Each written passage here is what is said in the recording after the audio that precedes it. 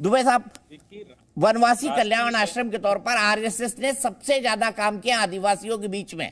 अब जो हुआ, प्रवेश शुक्ला ने जो किया, अब कितना बीजेपी का है कितना नहीं, उस पर जो दावे हैं और प्रति दावे आपने दोनों देख लिए, लेकिन क्या ये हो जाने के बाद बुला लेना, डैमेज कंट्रोल कर लेना, घर में पांव धो लेना, इससे क्या माहौल बन जाएगा? आप बताइए डीके दुबे जी, जब राज्य चुनाव में जाने वाला है। देखिए, माहौल की तो राजनीतिक लोग ज्यादा अच्छी बात करेंगे, वो अपने अपने पक्ष की बात करेंगे।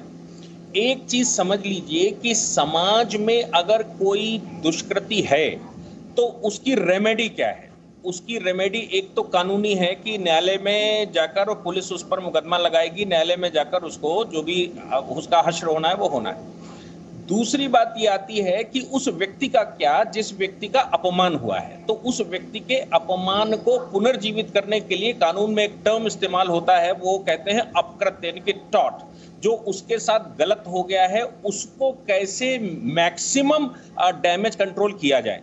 तो मुख्यमंत्री होने के नाते, मुख्यमंत्री ने तो कुछ किया नहीं, सरकार ने भी कुछ नहीं किया, ये तो समाज का कृत्य है, लेकिन मुख्यमंत्री मुखिया होने के नाते उसको अगर वेदना होती है और वेदना के नाते वो उनको बुलाकर सम्मानित करता है, माफी मांगता है, पैर धोकर माफी मांगता है, उसके अलावा परिवार के हालचाल पूछता है, उनकी खैर ख्वाह करता है, तो ये मुझे लगता है डैमेज कंट्रोल का मैक्सिमम जो तरीका हो सकता है। किसी के साथ अपकृत्य हुआ, वो सरकार ने किया।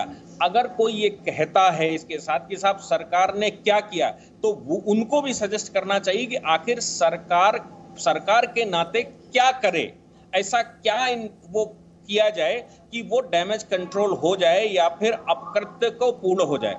जहां तक राष्ट्रीय स्वयंसेवक संघ की बात आती है तो देखिए, हम अपनी शाखाओं में सरनेम तो इस्तेमाल करते नहीं, जाति बात का हम तो पूछते ही नहीं है साहब कि जाति किसकी क्या है। अगर आपका नाम दीपक चौरसिया है तो हम दीपक जी कह के काम चलाते हैं, चौरसिया पूछते भी नहीं है सर, और जानने की कोशिश भी नहीं करते किसी का सरनेम क्या है। हम जाति को बिल्कुल जड़ से खत्म करना चाहते हैं।